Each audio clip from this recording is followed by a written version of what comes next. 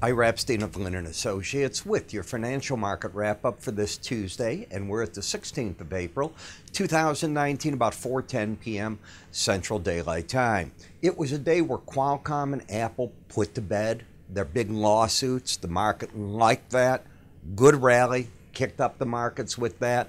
Netflix came out at the end of the day, and I don't know. I think you want to hear the earnings report that's coming out about an hour from now, and then make up your own mind on that. These growth numbers and looking at what it's doing, the debt didn't grow, but I'm not a stockbroker. But I looked at it sort of strange. In any case, a nice up day in the stock market. It just keeps moving. And if you heard me on TikTok today for Bloomberg, that's where you do the voice recordings, you know, I was in on gold and talking about this to a degree in other parts of it between the past 2 days. And I'm still saying, you know, gold doesn't have that inflation story. It has no story right now. It's got a dollar that is not roaring to the upside, but it's staying relatively strong. It's got interest rates that have recovered from a neighborhood of 2.45 on the 10-year to back to near 2.6, and what that does is it takes out the punch in that particular market. Now, as we take a look at the stock market, for a long time as this market was coming up, traders had been talking about Fibonacci and the market was going to do blah, blah, blah. The problem is the highest close we've had is 29.34. We're sitting here at 29.11 right now. Last week's close was 29.1250. So you're 20 points away from that. That's not a Fibonacci count anymore, folks. That's just a run to the upside. Where it ends is anybody's guess. You could make an argument you had an inverted head and shoulder with the head right here, a shoulder, and the market has moved off. And if that is the case, you measure from that point or that point to the bottom and you flip it over. So there's still room on the upside if you're doing counts like that. When we take a look at the daily bar chart, what I've said and I'm going to stick with, volatility has come out of the market. That doesn't mean it's still not crawling and moving. It is.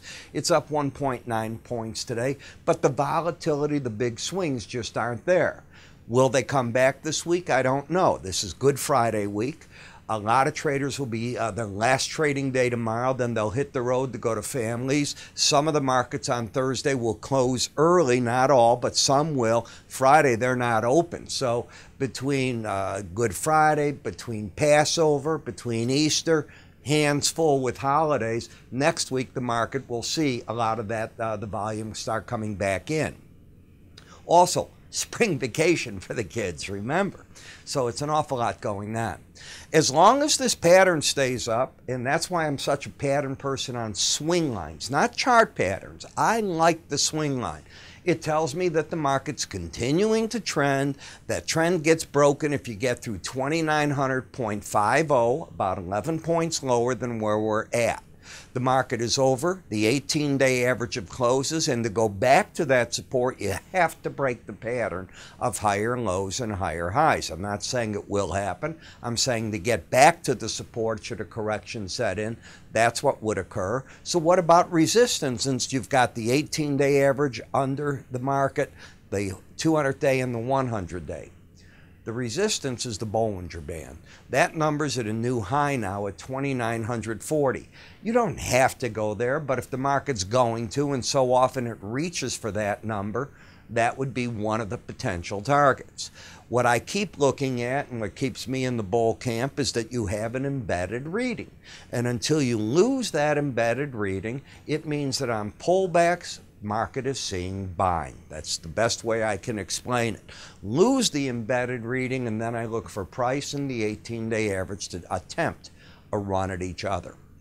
In the NASDAQ, embedded reading, higher lows, higher highs, the potential for 77.63, the upper Bollinger Band.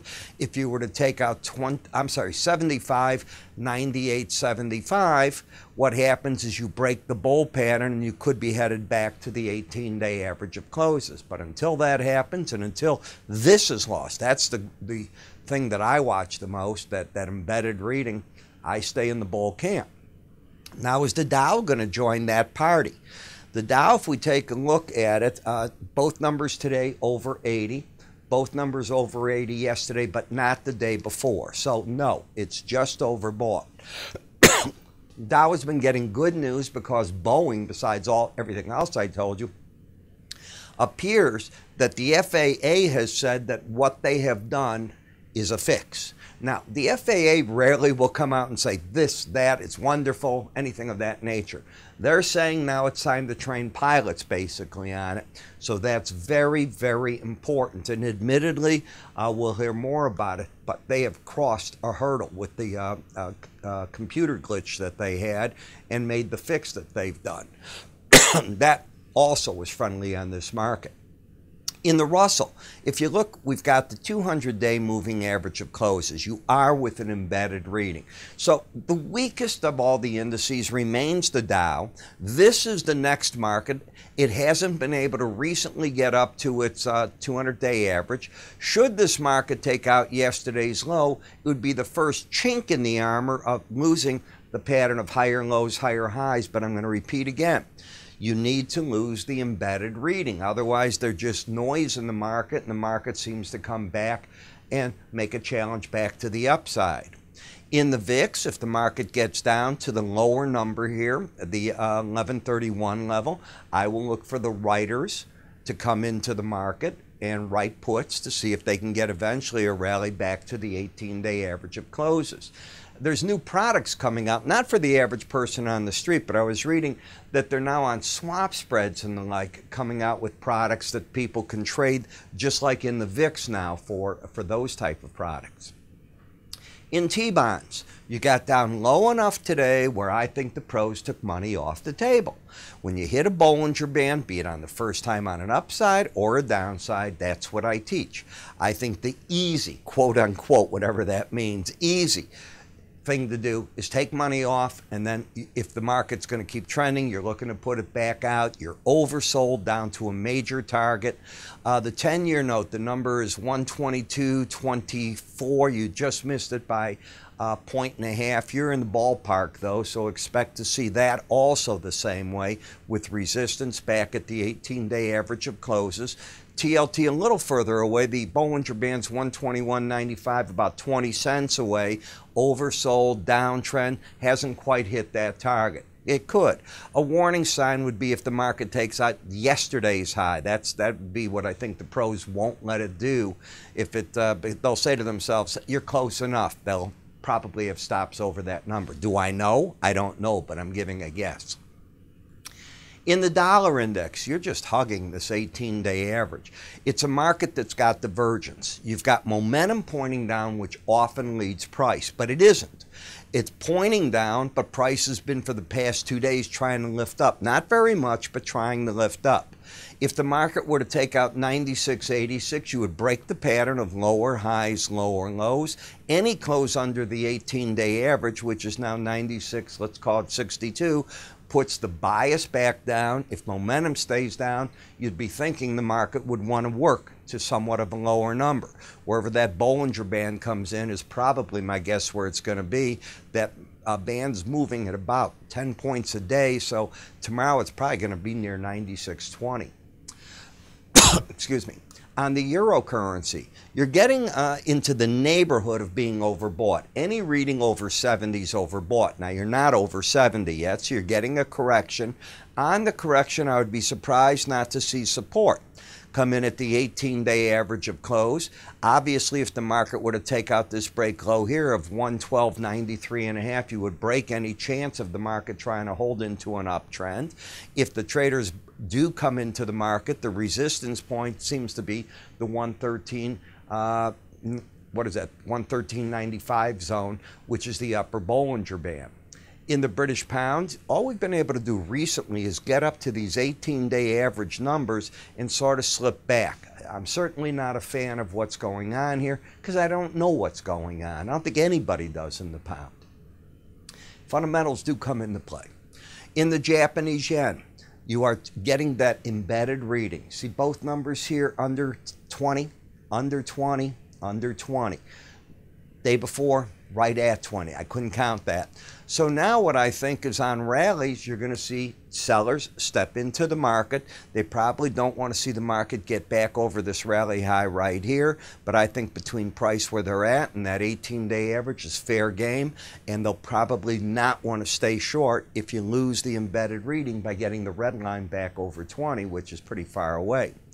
In Bitcoin, as I said, you're overbought, drifting. I'm still looking for price in the 18-day average to try to make a run at each other since you did lose the embedded reading back here. In the crude oil, you've seen the differential narrow in from almost a $8.90 difference where Brent was $8.90 over WTI to nearly the $6.60 level, widen out again into the dollar level, higher than that roughly. As we look at the chart, what's the common theme? Embedded reading. Until you lose it, and I realize you get these breaks in the market, I still say the pros are buying. When you lose that reading, that's when the market is going to probably say, okay, we got up high enough, blah, blah, blah. When you get to the WTI, same thing here. With the embedded reading, even though you've got the swing line pointing down, this rules the day. So until this is given up by the red line closing under 20, I still say the pros are buying on these breaks. Now, they may be coming in against what I'll call one of the pivot point numbers here, and I'll show you what I mean in a second, and then pitching at day's end. I wouldn't be surprised if that's going on. Same thing in gasoline.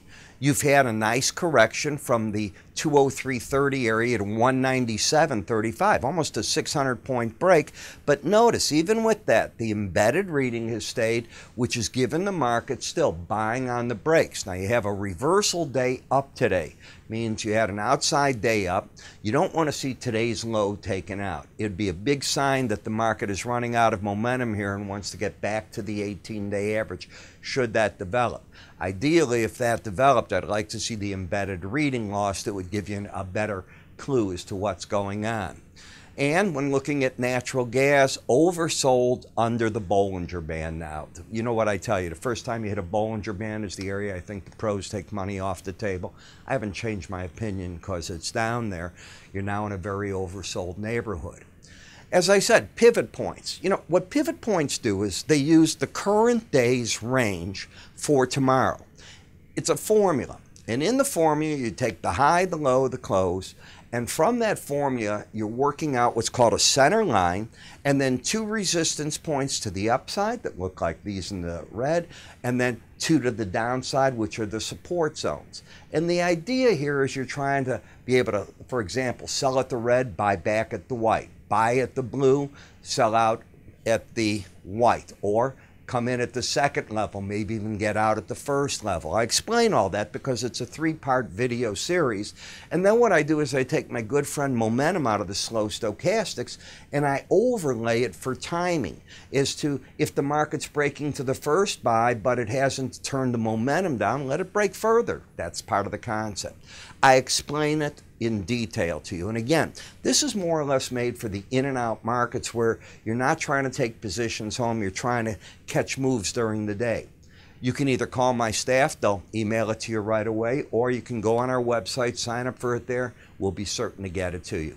In any case, I'm Ira Epstein, you have a good evening. Let's give a good one for Notre Dame as well, right? You take care.